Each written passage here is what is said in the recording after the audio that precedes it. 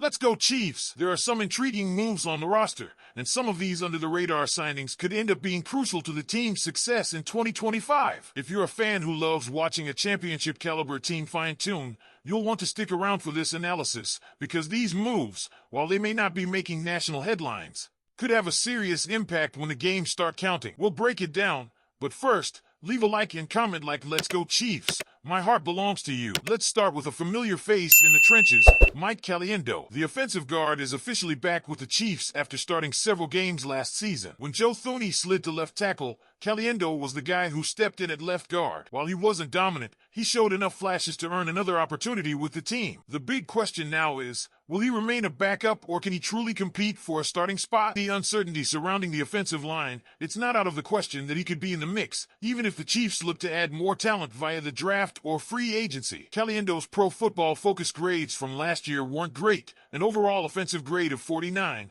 a pass blocking grade of 45.1, and a run blocking grade of 45.6. But numbers don't always tell the full story, and his improvement as the season went on was noticeable.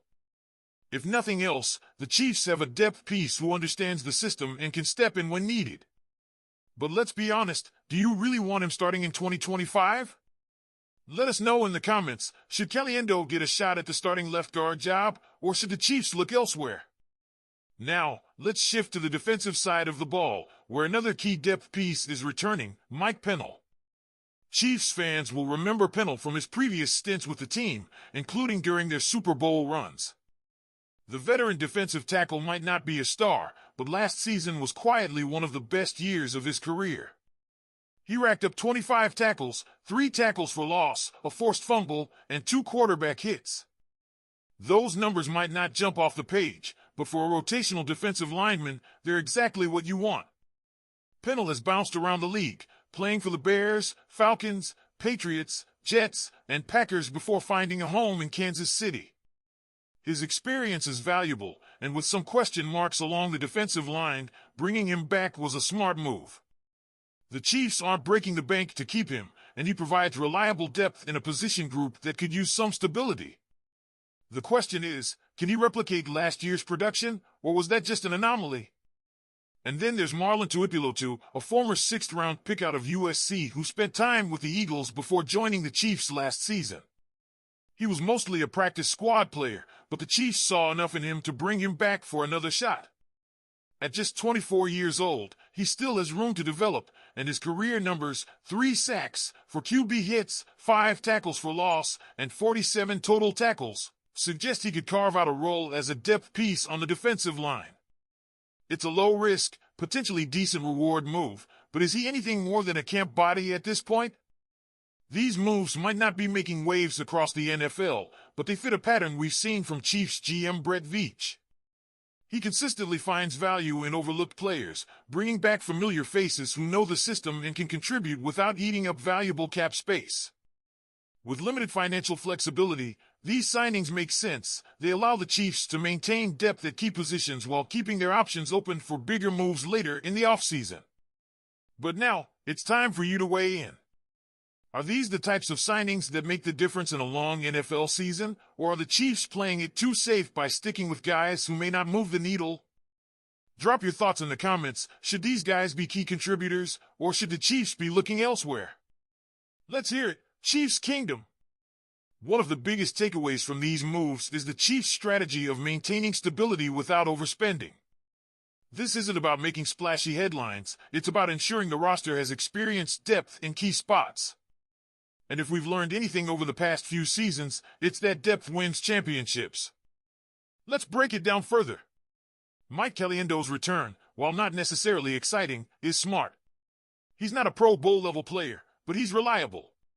If injuries strike, having someone who already knows the system and has actual starting experience is crucial.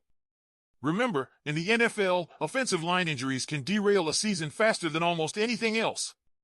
We saw it in Super Bowl 55 against the Buccaneers when the Chiefs were forced to shuffle their line at the worst possible time.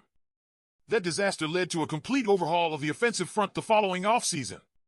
So, while fans may be hoping for a bigger name to fill the left guard spot, keeping a guy like Caliendo around is just good roster management. The Chiefs will likely explore other options, whether through the draft or free agency, but they now have a solid insurance policy. Now, let's talk about Mike Pennell again. This guy just keeps finding his way back to Kansas City, and for good reason. He's the definition of a glue guy on the defensive line, someone who may not be a star but brings toughness and veteran leadership. The fact that he played arguably his best football last season is a great sign. His ability to step in and contribute as a rotational piece gives the Chiefs flexibility. With Chris Jones commanding so much attention from opposing offensive lines, having a guy like Pennell who can help clog running lanes and occasionally collapse the pocket is a major plus. And let's not forget, defensive linemen get rotated more than almost any other position.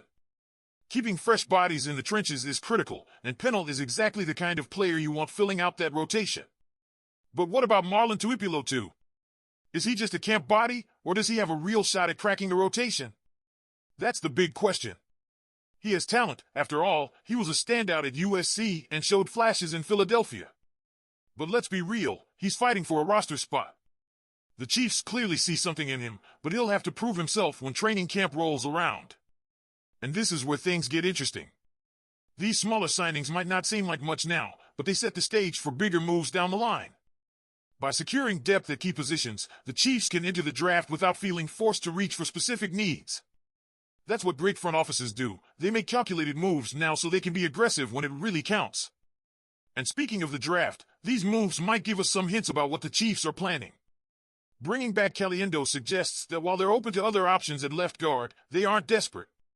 They have someone they trust in-house, so they can afford to wait and see if the right prospect falls to them in the draft. The same goes for the defensive line. By locking in depth with Pennell and Tuipulotu, they won't have to reach for a DT early in the draft if better value is available elsewhere. But let's not forget the bigger picture. The Chiefs are still the defending Super Bowl champions. They have Patrick Mahomes. They have Andy Reid. They have a front office that consistently makes smart, calculated moves. While some teams panic in the offseason, overpaying for big names or taking risks they can't afford, Kansas City stays patient. That's why they've won 3 Super Bowls in 5 seasons. So while these moves might not feel like blockbuster acquisitions, they fit the Chiefs' blueprint for sustained success. It's all about depth, flexibility, and setting the team up for another deep playoff run. But now, it's your turn to weigh in. What do you think of these moves?